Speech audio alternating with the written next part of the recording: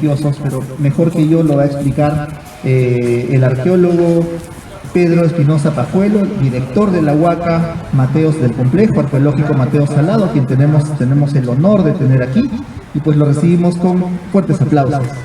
Pedro, te cedo la palabra para dar inicio a este recorrido guiado y luego daremos pase a el micrófono abierto para las personas que quieran referir algunas anécdotas, algunas historias o tradiciones de Pueblo Libre que quizá estén quedando ahí, estén quedando en el olvido.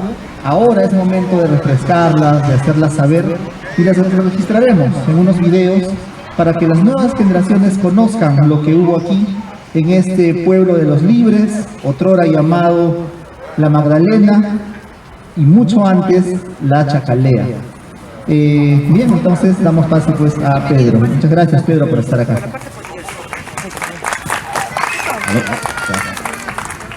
Buenas tardes, muchas gracias a la Municipalidad Digital de Pueblo Libre por la invitación. Como dijo Juan, yo soy el arqueólogo Pedro Espinosa Pajuelo. Soy el encargado por el Ministerio de Cultura de la Huaca Mateos Salado, o también llamado Complejo Arqueológico Mateos Salado.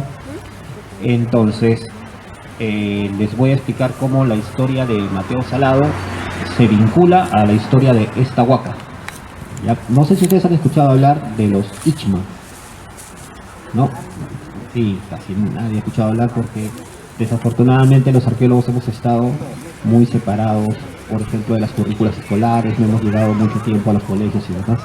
La mayoría de huacas que hay en Lima, y para que tengamos una idea de la cantidad de huacas que hay alrededor de 500 sitios arqueológicos en Lima, 350 de los cuales cuentan con declaratoria como Patrimonio Cultural de la Nación. La mayoría de esas 500 sitios arqueológicos, digamos, son Ichma, o sea, pertenecen a esta cultura. Fue la cultura típica de aquí, de la zona de Lima, inmediatamente antes que llegaran los incas. Ellos surgieron, sí se ubican con los Wari, ¿verdad? El Imperio Wari. Cuando el Imperio Wari cae, empiezan a surgir pueblos pequeñitos que luego se van expandiendo. Uno de estos pueblos fue los Ichma, y fueron la sociedad típica de aquí, de la zona de Lima, lo que ahora es la zona de Lima. Ellos ocupaban las partes bajas del valle del río Rímac y el valle del río Olvin, justo donde nosotros estamos ahora. Entonces, estos eran los Ichma. ¿Por qué se caracterizaban los Ichma? Eran como pequeñas naciones autónomas, pero a la vez interrelacionadas entre sí, porque compartían, por ejemplo, un mismo tipo de cerámica, costumbres funerarias parecidas, tenían una misma lengua también. ¿Saben qué lengua es? Es el quechua. El quechua es una lengua que ha surgido en la costa central. Nosotros pensamos que viene del Cusco, que eso es lo que nos han enseñado, pero no es así.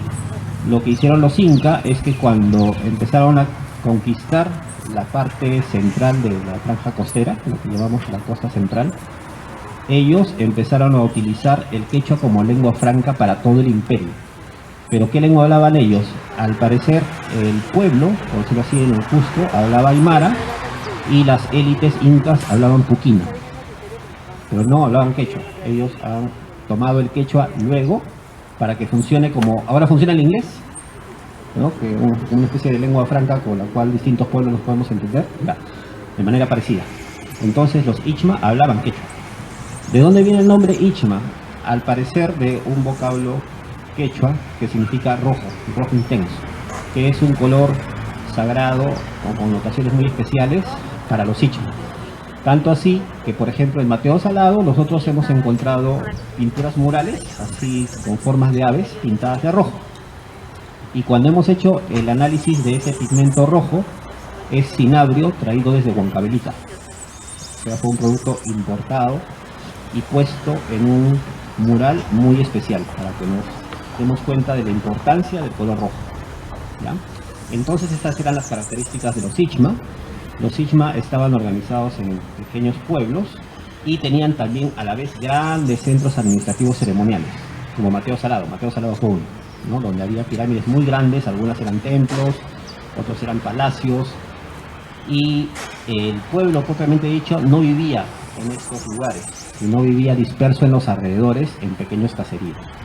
Eso lo sabemos porque cuando llegaron los españoles, los primeros españoles que llegaron, ellos tomaron el testimonio de todavía los Ichima que estaban sobreviviendo, porque acabaron muy rápidamente los Ichima. ¿Ustedes se imaginan por qué se extinguieron los Ichima tan rápido? A ver, ¿por qué creen ustedes que se extinguieron los Ichima tan rápido? Enfermedades, exactamente, ¿no? Algunas de estas enfermedades llegaron antes que los propios españoles. Esto lo sabemos también por crónicas. Los indígenas no tenían defensas naturales contra algunas enfermedades. Y por las crónicas se sabe que el Inca Huayna Cápac murió de viruela, porque no tenía resistencia natural a esa enfermedad. Y así fueron muriendo muchos indígenas antes incluso que llegaran los españoles, ¿no? Cuando llegan los españoles ya la población indígena estaba menguando, y ya cuando los españoles empiezan a asentar ya ocurren otras cosas. Por ejemplo, muchos indígenas optan por migran hacia el interior, otros sí son tomados como siervos en las minas, ¿ya? Entonces, volviendo a los Ichima, ¿por qué les comento esto de que estaban organizados como en pequeños pueblos? Porque la mayoría de esos pueblos han desaparecido y solo quedan, por decirlo así, las casas de las curacas, que según el cronista Pedro Cieza de León. Lo que decía Pedro Cieza de León era que los pueblos, mejor dicho los caseríos, estos, tenían todas sus casas hechas de estera, menos la casa del curaca, o sea, el jefe del pueblo, que sí era hecha de tapia, era hecha de... ¿Ya? Ese tipo de muro no es adobes, son muros de tapia, que los hacen a manera de...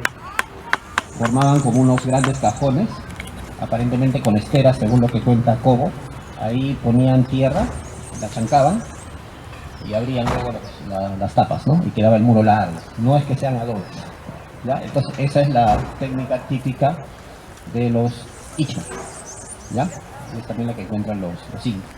Entonces es probable que mientras tengamos como un gran centro administrativo ceremonial en Mateo Salado, hipotéticamente aquí puede haber habido como un centro secundario, por decirlo así, ¿no? Del cual tenemos lo que aparentemente sería un palacio.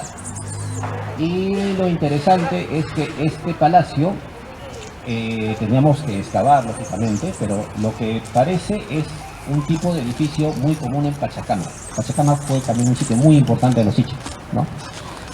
Y se llaman pirámides Colramba.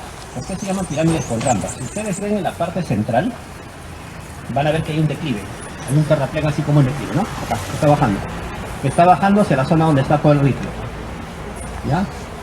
Eso muy probablemente, bueno, teníamos que pagarlo para verlo del todo, pero muy probablemente sea una rampa.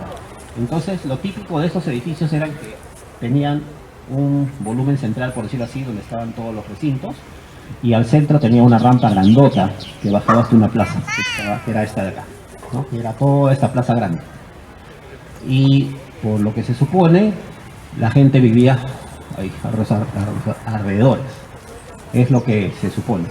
Pero obviamente tenemos que proceder a excavar, ¿no? Las excavaciones, es bueno que lo sepamos, son bastante caras. Excavar, conservar y restaurar un sitio arqueológico es bastante caro, pero una vez que se logra recuperar tiene muchísimos beneficios para toda la comunidad, ¿no?